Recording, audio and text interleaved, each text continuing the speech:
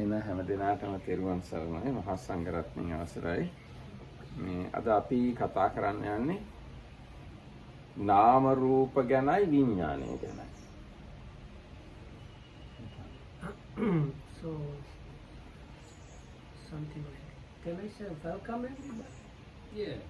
Okay, welcome everybody, and with the blessings of the Triple Gem and permission of the Venerable Sangha, we are going to talk about Nama Rupa. Usually translate it as mentality, materiality, or name and form. අපි එකපාරට බුදුරජාණන්සේගේ දේශනාවට යන්නේ නැතුව බුදුරජාණන් වහන්සේ දේශනාව සහ දැනට අපිට තියෙන දැනුමක් තියෙනවානේ. බුදුරජාණන්සේ කිව්ව දේවල් ඇසුරෙන් සහ අපිට තේරෙන ප්‍රමාණයක් තියෙනවානේ. ආන්නේ ප්‍රමාණය අනුව ඉස්සෙල්ලාම කතා කරන්න බලමු මේ ප්‍රශ්නේ. So if I understood correctly, Ramarakitama was saying that before going to the Buddha's word, we might have some understanding about those things already. So let's first consider that level. දැන් මේ රූප කියන එක පැහැදිලි කරගන්න එක ටිකක් ලේසි වගේ. So explaining the word Rupa from this couple of words, the form or the materiality is somewhat easier. ඒ කියන්නේ හිත නොවන දේවල්. So they are things that have nothing to do with mind. Nothing to do with කියනකට වඩා නොවන. ඒ කියන්නේ සිතේ බලපෑම තියෙනවා රූපවලට. නමුත් සිත නොවන යමක් ගැන යමක් තියෙනවා නම් එන්නේ ටිකට රූප කියනවා. Not mind. Not mind. Not mind is called රූප. එතකොට දැන් මොනවද හිත නොවන දේවල් තියෙන්නේ? හිත නොවන දේවල් කියලා මොනවද අපි හංගා ගන්න කියන්නේ? So what are the not mind things? මොනවද කියන්න පුළුවන්? අපිට තේරෙන හැටියට. දැන් මේ පුටුව උනත් හිත නොවන දෙයක්. මේ පොළොවත් හිත නොවන දෙයක්. මේ කැමරාවත් හිත නොවන දෙයක්. මේ අපේ සිවුරු ඇඟ මේ ඔක්කොම හිත නොවන දේවල්. So මහා ධාතු ඒ මහා ධාතු කියන්නේ ටිකක් උසස් තත්වයකට ගිහිල්ලා කතා කරන එකනේ. නිකන් දැන් සාමාන්‍ය මිනිස්සුන්ටත් තේරෙන විදිහට කතා කළොත් හිත නොවන දේවල් තමයි රූප. What we now talk at the very basic level. So the Rangya offered that's the interaction of the four great elements, but that is a bit far. So it's like things like the ground, the chair, the rope, the pillar, the body itself. They are the things that are not mine. දැන් අපි මිනිහෙක්ගෙන් ධර්මය දන්නේ නැති මිනිහෙක්ගෙන් අහුවොත් හිත නොවන දේවල් මොනවද කියලා ඒ මිනිහයා කොහොම උත්තර දෙයි? So that if we ask somebody that has no Dhamma knowledge, what is not mine, what are the things that are not mine? එයා කොහොම උත්තර දෙයි? Bodhiandro can answer this question. Which one? If we somebody question that has no knowledge of Buddha's teachings, what is not mine, or what are the things that are not mine? Well, he would say exactly what you say, probably. That these are the chairs, cars, people, houses, something like that. But I believe that the Buddha had in mind more internal perception of the body through the elements. He was not so much focused on these outside things, but how we experience materiality through hardness, softness, heat, and so on. ඒක එච්චරම හොඳ අදහසක් නෙමෙයි මට හිතෙන්නේ. බෝධිආන්දර කිව්වේ එක එච්චරම හොඳ අදහසක් නෙවෙයි. එක්ස්ටර්නල් කියලා එහෙම එකක් නෑ මේ. එහෙම කියන්න බෑ බුදුරජාණන්සේ නොතකා හැරිය රූප කොටසක් නෑ. So it's basically the Amarakitama says it's not good to exclude any kind of form. If you talk about form, all the form should be included, not only part of it. දැන් බුදුරජාණන්සේ නොතකා හැරිය රූපයක් නෑ. It's like there is no form that is excluded from the form by the Buddha. by the Buddha. ඒකින්ද සාමාන්‍ය මිනිස්සු හිත නොවේයි කියලා යමක් කියන එකයි ධර්මයේ දන්න අය හිත නෙවෙයි කියලා කියන එකයි දෙකක්ම නෙමෙයි. So whatever somebody that doesn't know anything and somebody that has some knowledge of the Buddha's teaching, when they talk about things that is not mine, they are not two different things. හැබැයි ඒ හිත නොවන දේ ගැන අනිත් මිනිස්සු නම් කරන්නේ නැහැ. ධර්මයේ දන්නේ නැති අය නම් කරන්නේ නැහැ. රූප කියන්නේ පඨවි ධාතු, ආපෝ, තේජෝ, වායෝ, වන්න, ගන්ධ, රස, ඕජා කියලා. එහෙම කියන්න පුළුවන් ධර්මයේ දන්න අයට. හැබැයි ඒ ධර්මයේ දන්නේ නැති අය වුණත් හිත නොවන දේවල් කිව්වොත් ඒ කියන්නේ පඨවි, ආපෝ, තේජෝ වලින් හැදිච්ච දේවල් ගැන තමයි.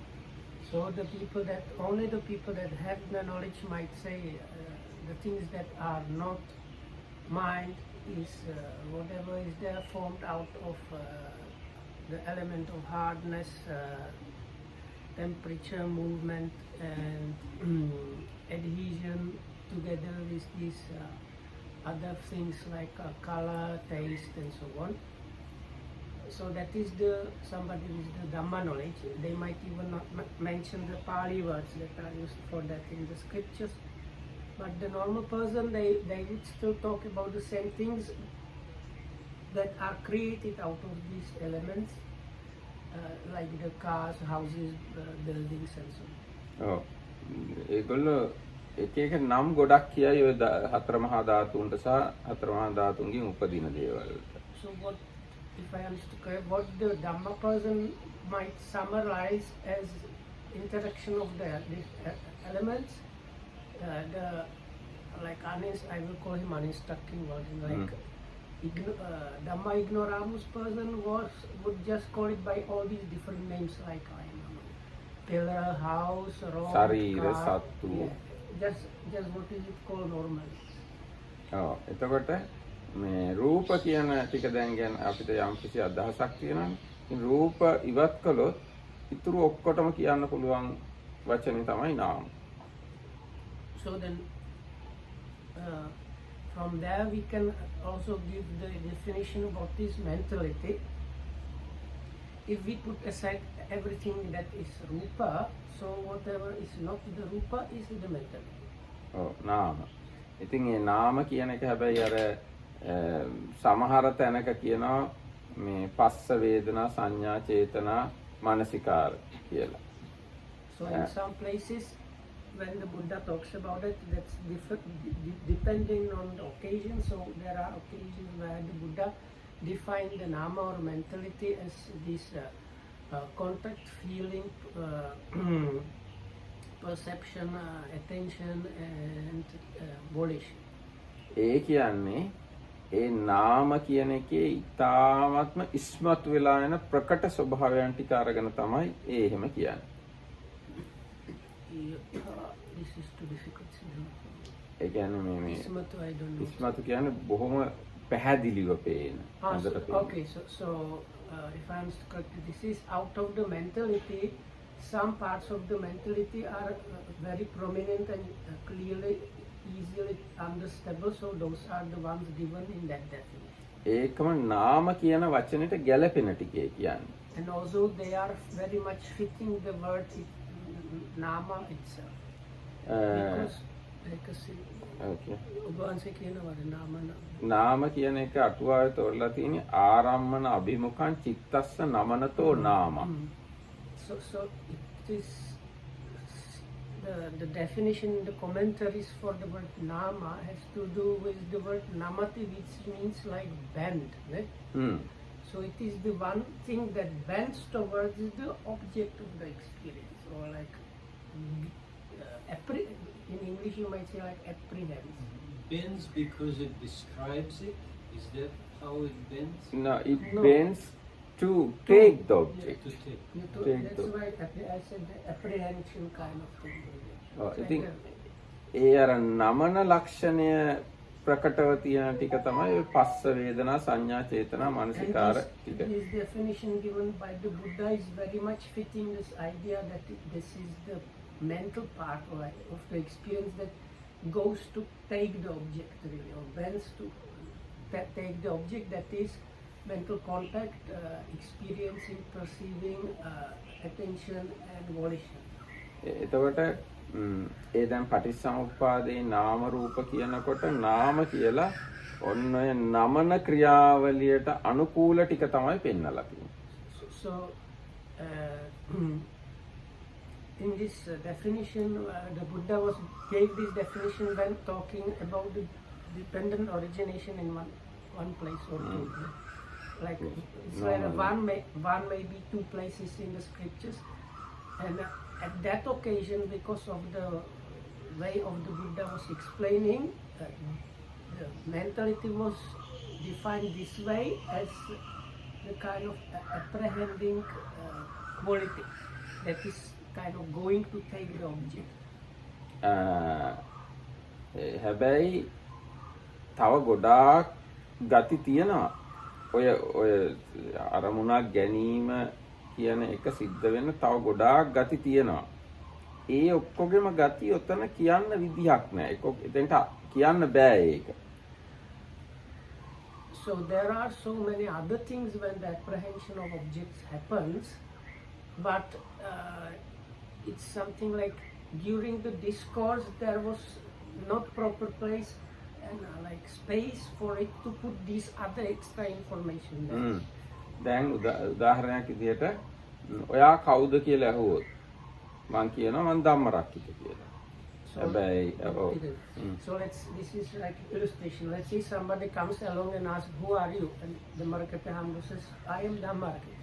හැබැයි මම ධම්මරක්කිත කිව්වහම ඒක ඇතුළට ගොඩාක් දේවල් තව දාන්න පුළුවන්. Using the Dhammarakita is like you can say so many things about yourself other than the Dhammarakita, but at that point he's asking, who are you? Usually wanting just like identification that you are Dhammarakita. දැන් ධම්මරක්කිත කවුද කියලා ඇහුවාම මම කියන්න ගියොත් 1964 ජූනි මාසේ 6 වෙනිදා රූපසිංහ ආරච්චිලාගේ අහවල් එක්කෙනාගෙන් castle වීදියේ කාන්තා රෝහලේ උපත ලැබලා 1993 පැවිදි වෙලා කඳුබඩ භාවනා කරන්න ඇවිල්ලා දැන් මේ මෙතන වාඩි වෙලා ඉන්නවා මේ කියලා ඔක්කොම කියන්න බෑනේ. එයා කවුද කියලා. හැබැයි ඒ ඔක්කොම එයා තමයි. So let's say if somebody asks, who are you? And the Dhammarakita said, on the auspicious day of 1968, in the month of June on the 6th, in the most prominent hospital of so this first son of such and such lady and such man was born to be treated as the firstborn, and so on and so on, and the whole story goes up to the end. Then he ordained when he was in 1993 he took his Samanera ordination from such and such monk. So if somebody answers you when you ask him, who are you, they might start calling a nearby mental asylum to get you a ticket there. But it's all of that is true. අනේ වගේ නාම කියලා කිව්වහම කෙටියෙන් කියන්න ඉන්නේ පස්ස වේදනා සංඥා චේතනා මනසිකාර කියලා.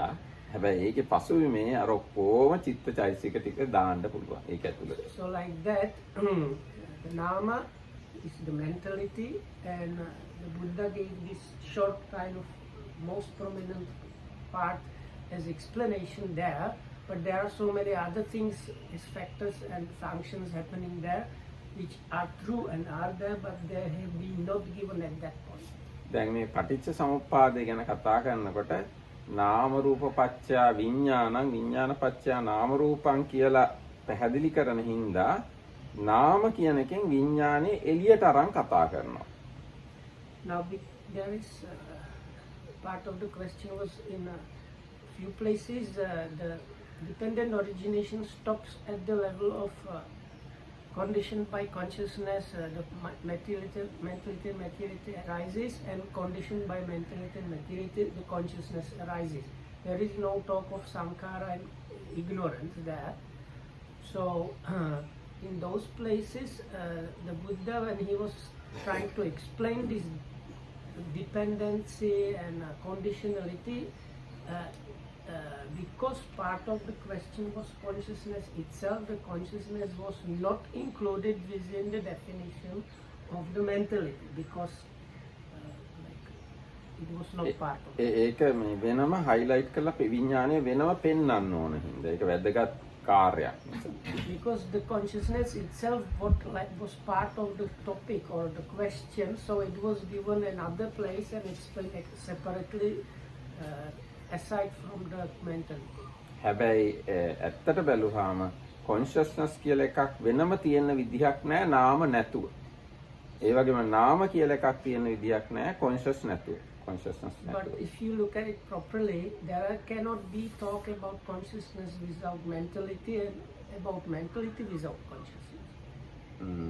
දැන් බුදුරජාණන් වහන්සේ කොහොමද ඒ බුදුරජාණන්ගේ දේශනා කරන විදිය අනුව එහෙම දැන් අපි වචන පාවිච්චි කරන විදිහ අනුව එහෙම තමයි කියන්න වෙන්නේ. දැන් ඕන දෙයක් සාමාන්‍ය දෙයක් වුණත් කියනකොට එකක් පස්සේ එකක් වචන දාලා තමයි කියන්න වෙන්නේ අපිට. දැන් අපි යමක් කියනකොට මොකක් හරි දෙයක් ගැන ඒ වචන පාවිච්චි කරන්න වෙන්නේ එකක් පස්සේ එකක්. නමුත් ඇත්තට තියෙන්නේ ඒ ටික එකට. So whether you talk about Dhamma or other normal things, when we talk, the speech is linear. It goes word by word. So when you try to describe things that are happening together, you have to put them in some kind of order when you speak. You cannot put like the words together, even if they are happening all together. දැන් අපි ඊටාම සාමාන්‍ය දෙයක් අරන් බලමුකෝ. දැන් දොඩම් ගෙඩියක් ගත්තොත් දොඩම් ගෙඩිය ඔහම කපලා බැලුවාම දොඩම් ගෙඩිය බලලා ඒ ගැන කියන්න ගියාම අපිට කියන්නේ ලෙල්ල තියනවා පිටින්. ඊට පස්සේ රේණු තියනවා. ඊට පස්සේ ඇට තියනවා. ඊට පස්සේ මදේ තියනවා ගා කියන්න වෙන්නේ. එහෙම කියලා කෙනෙක් හිතුව ලෙල්ල වෙනම එකක්, ඇට වෙනම තියනවා, රේණු වෙනම තියනවා කියලා ඒක නිවැරදි තේරුම් ගැනීමක් නෙවෙයි. අර කියන එක අහලා ඒ අනුව හිතන්න ගියොත්. So if we take as an example an orange, so now if somebody asks what is that orange thing, so you may cut it and you say, so there is the rind which has the orange color, which has of this thickness and quality. Under the rind you have the flesh, which is in segments, and the segments they have sometimes seeds, and in the middle there is a kind of spongy whitish kind of middle kind of thing in the middle.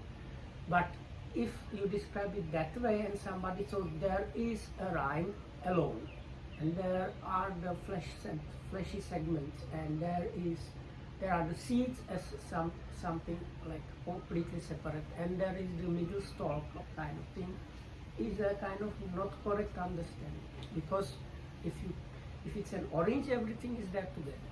ඒ වගේ නාම රූපයි විඥානයි එකටමයි තියෙන්නේ දොඩම් වගේ. නමුත් කියන්න ගියාම මේ ක්‍රියාවලිය පැහැදිලි කරන්න ගියාම විඥානය වෙනම කියන්න වෙනවා, නාම කියලා පස්ස වේදනා ආදී වෙනම කියන්න වෙනවා.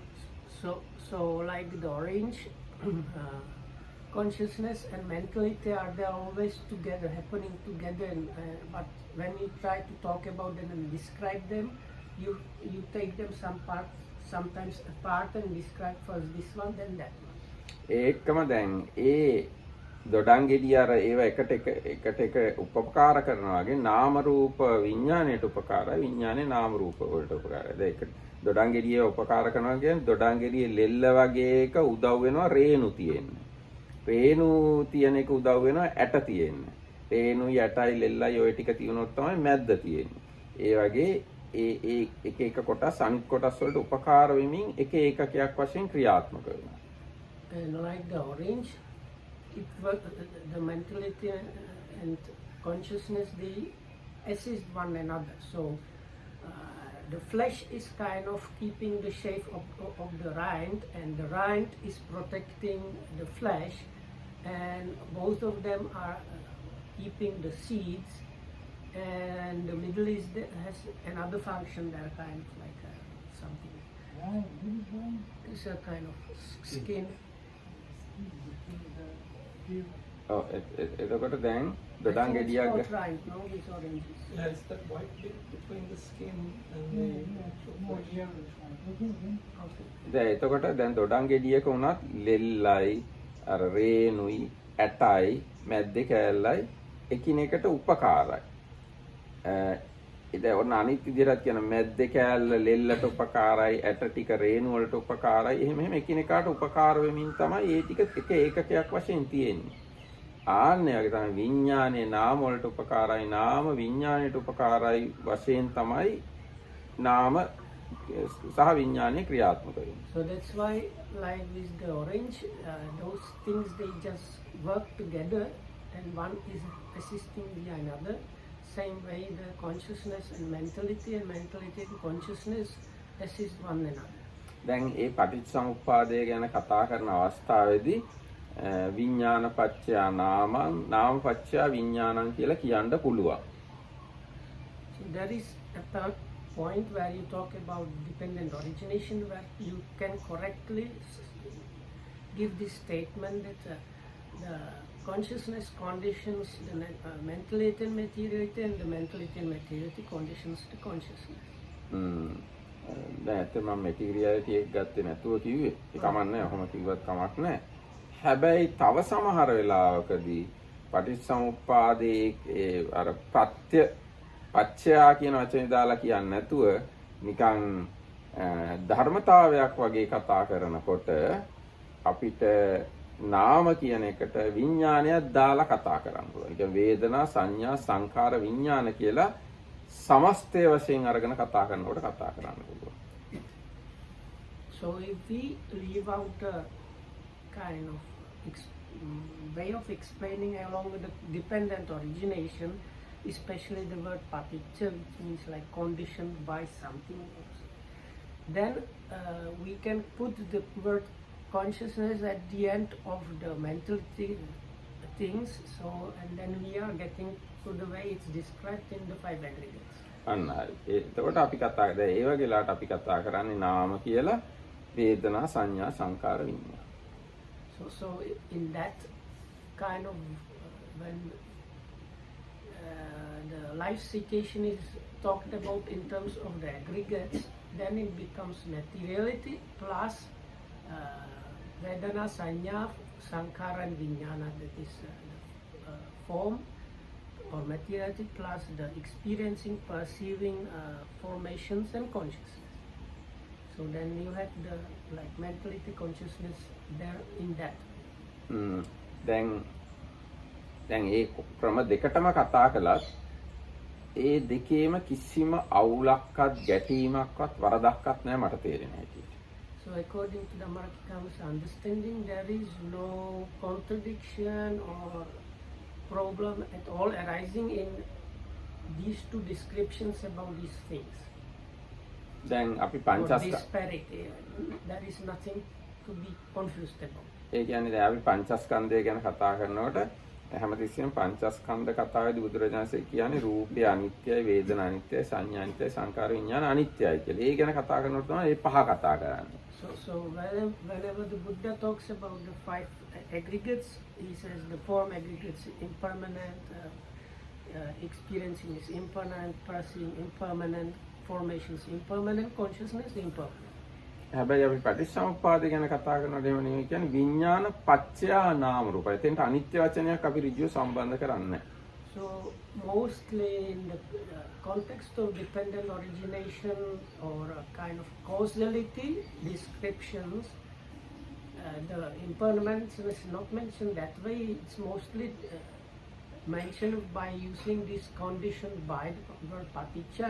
Over there you have it mostly given as conditioned by consciousness, mentality and materiality arises, or the other way around.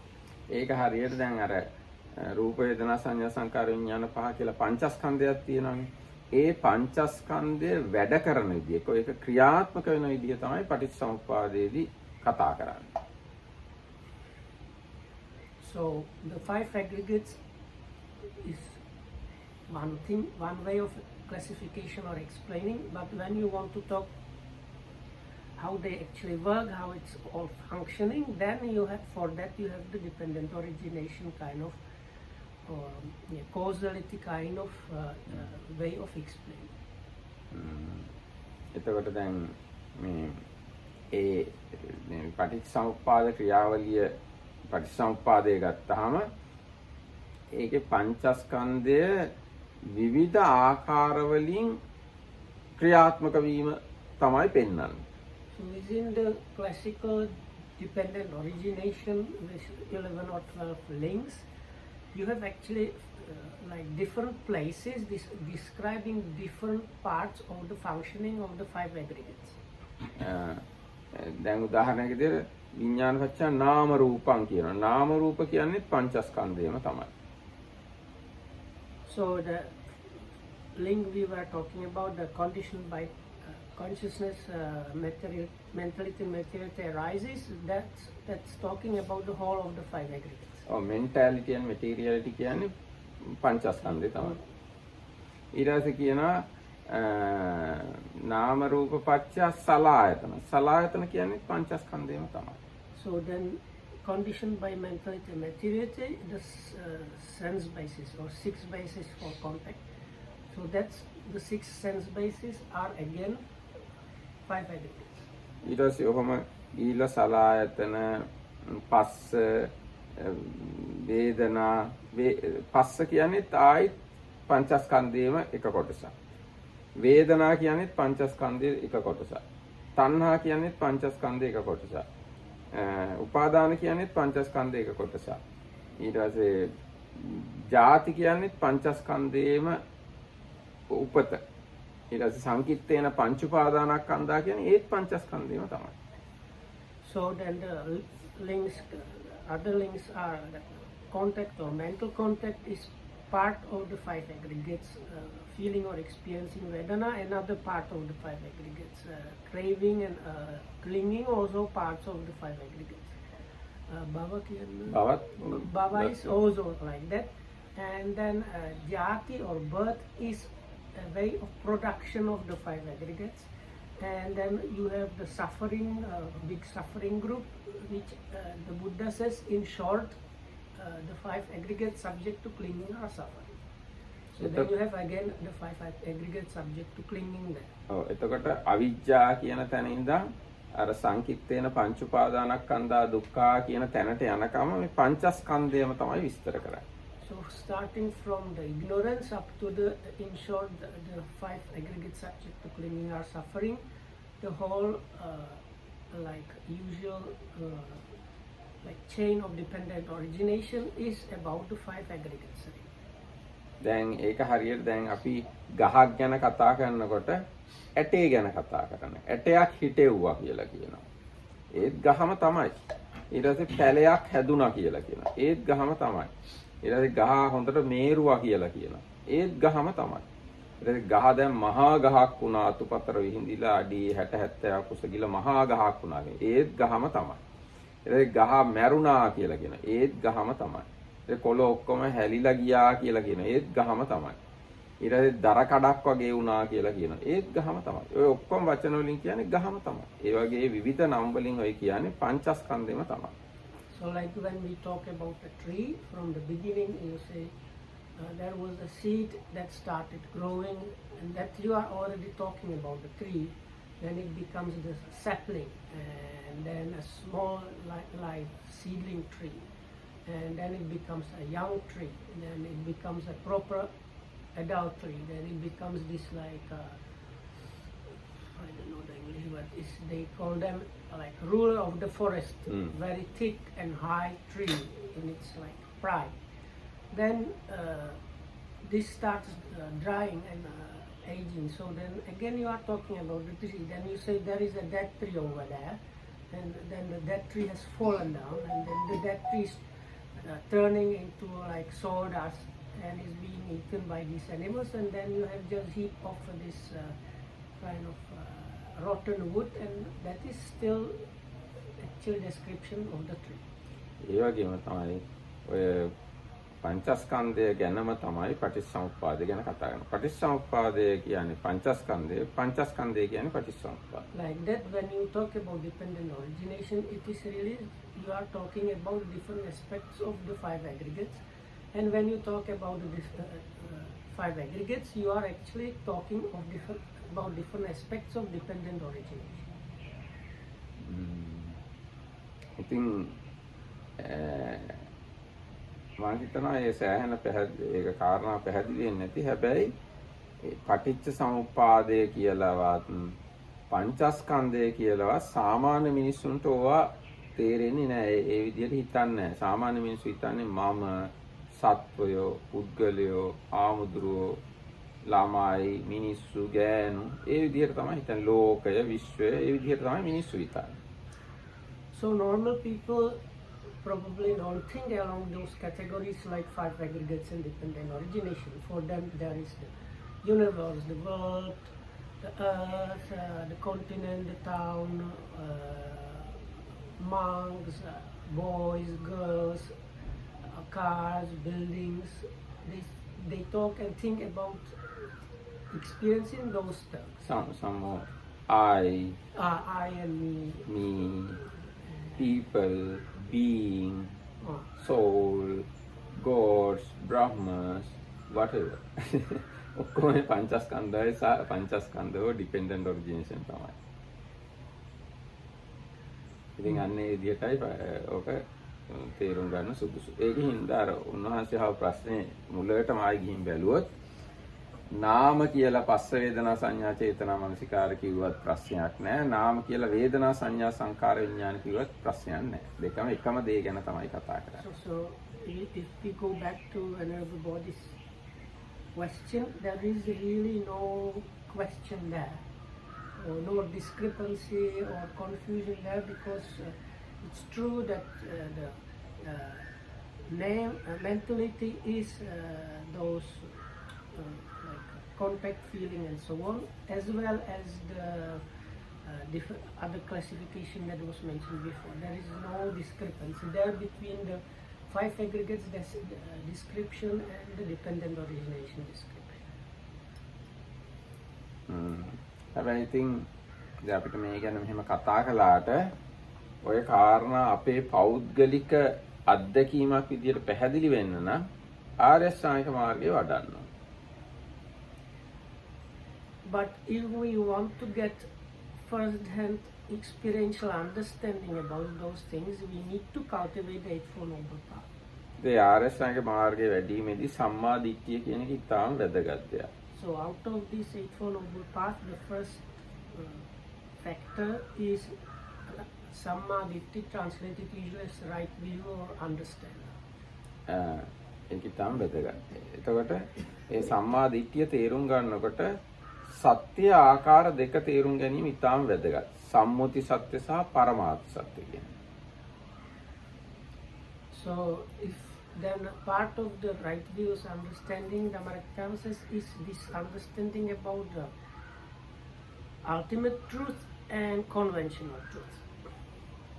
දැන් සාමාන්‍යයෙන් ජීවත් වෙනකොට අපි සම්මුති සත්‍යයට අනුව තමයි කතා කරන්නේ, හිතන්නේ, මතන්නේ, ජීවත් වෙන්නේ, ඔක්කොම කරන්නේ.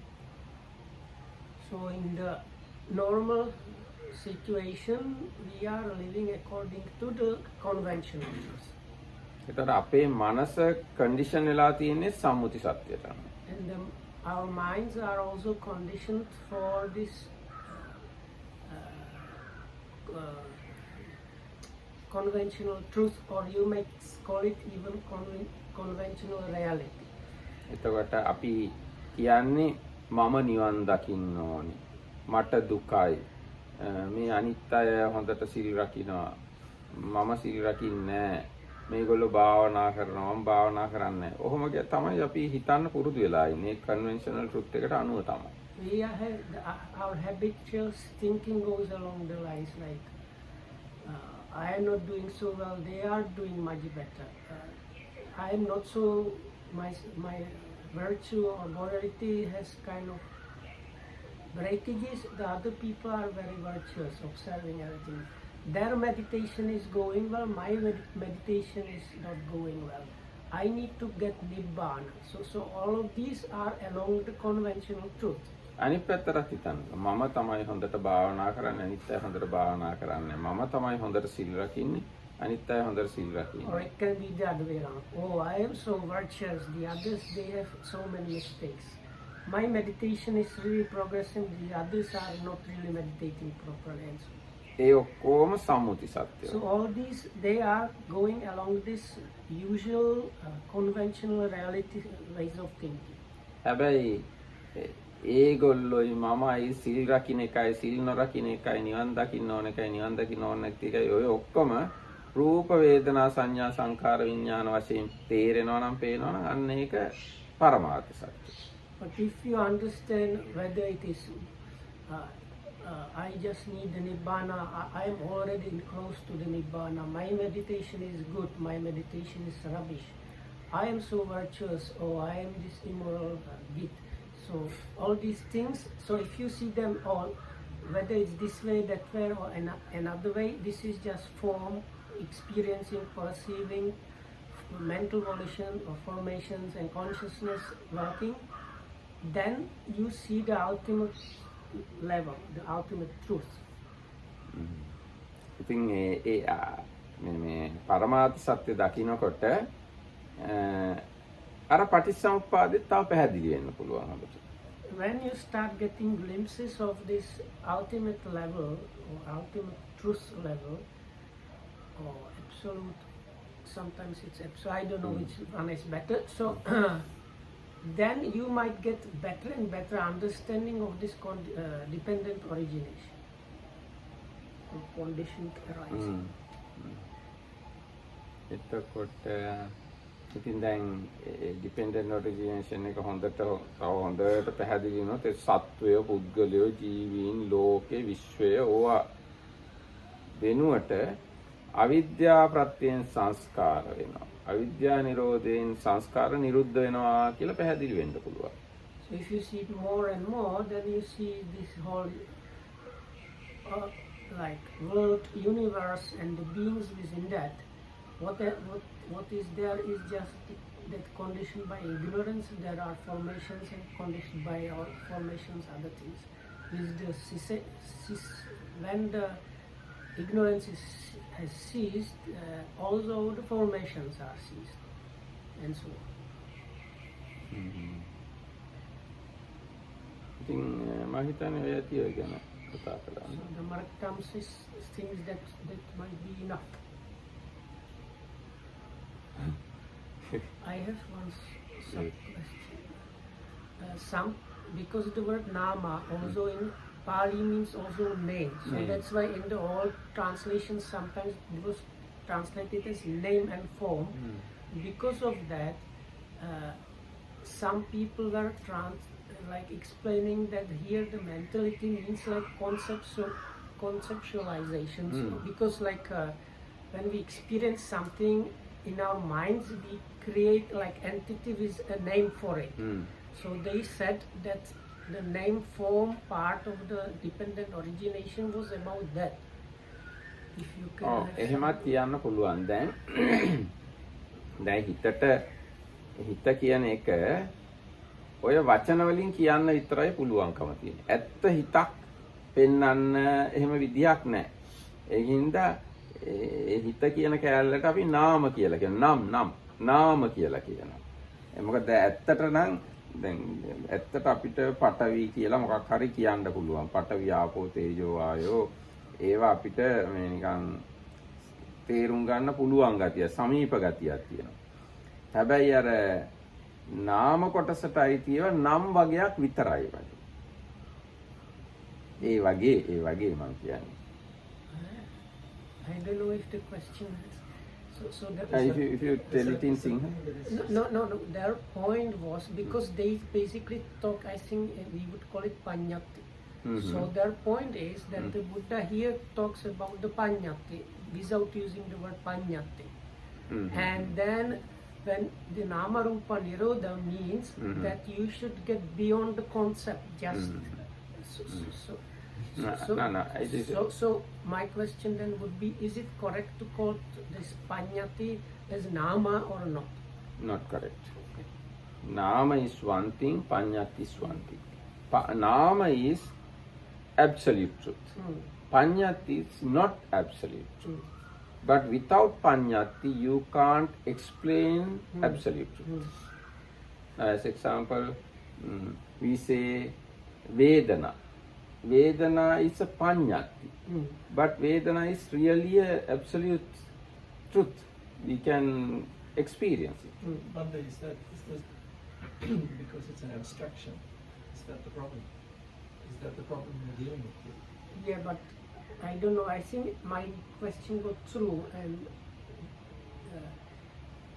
these people that say that the nama and the nama rupa is this concept.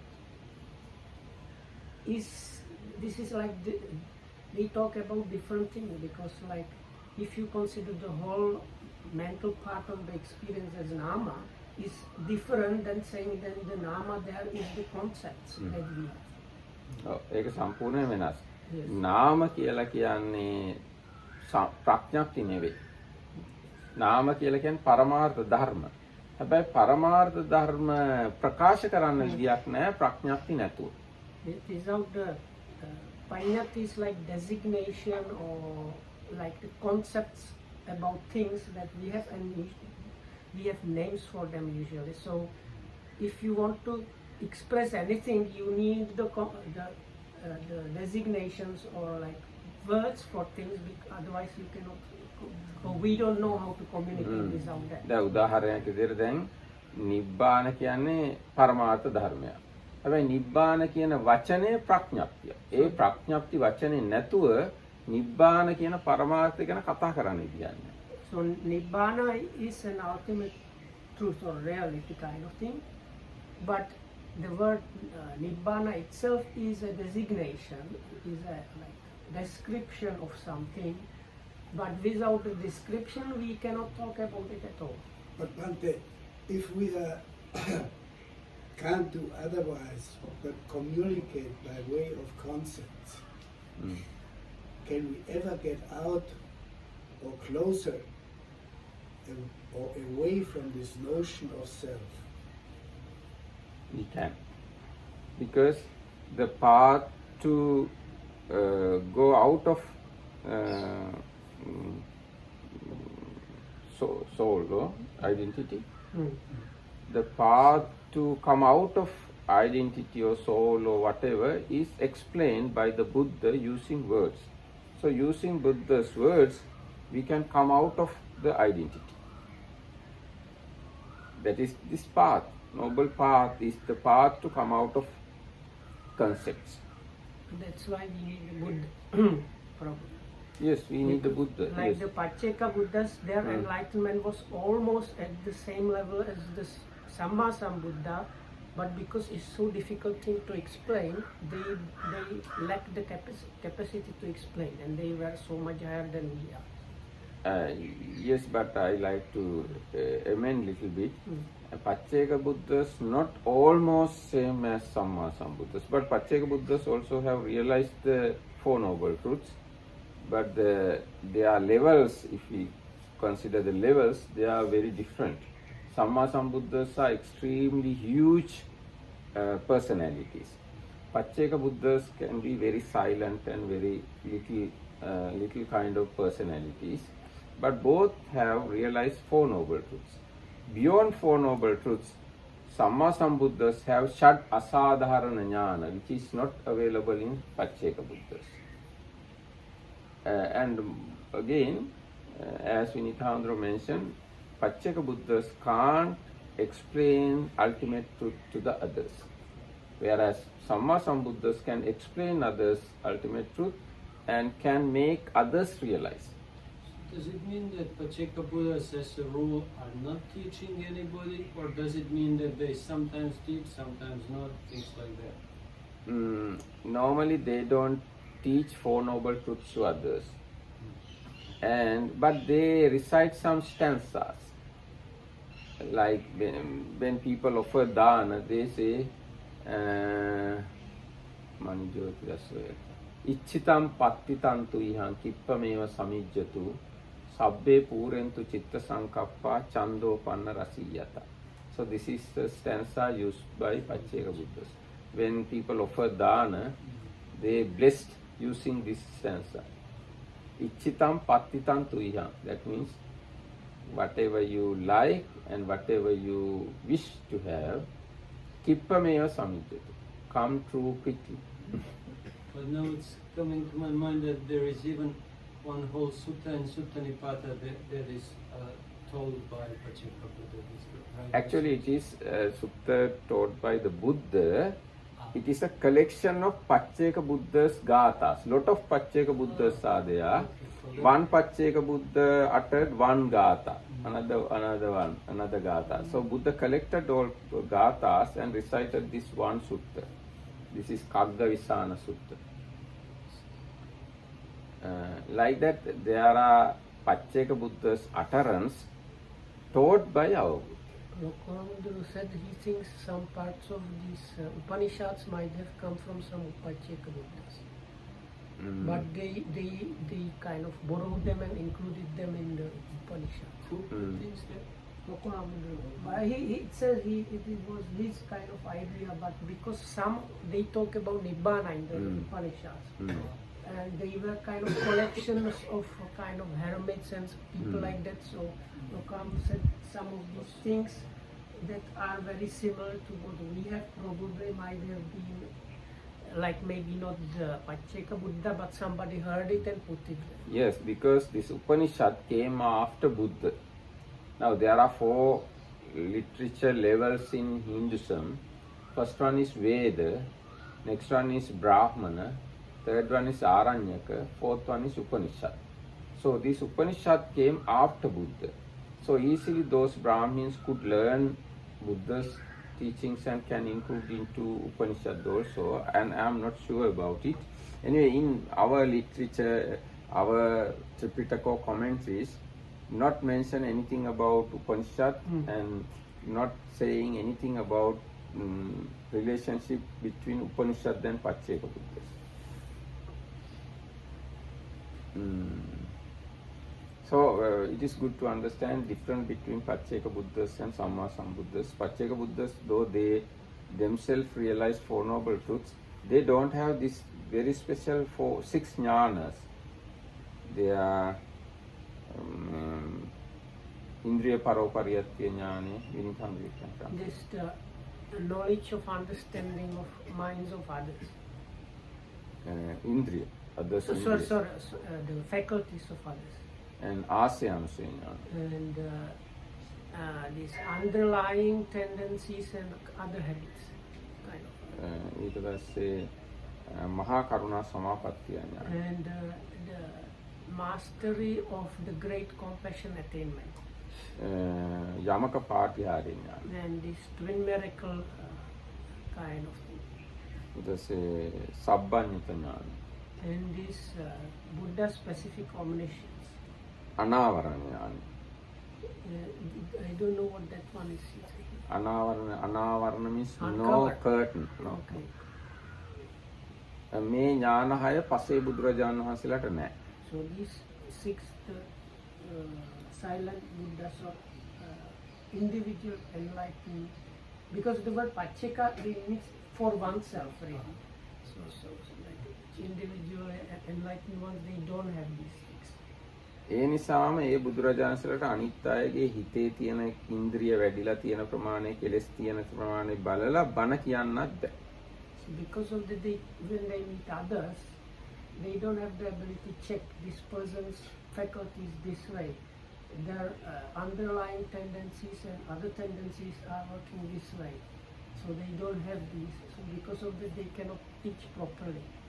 ඒ වගේම පසේ බුදුරජාණන් වහන්සේලා ශාසනයක් පිටවන්නේ නැහැ. භික්ෂු භික්ෂුණී උපාසක උපාසිකා කියලා They යන don't ශාසනයක් have any පිටවන්නේ. kind of orders of monks and nuns.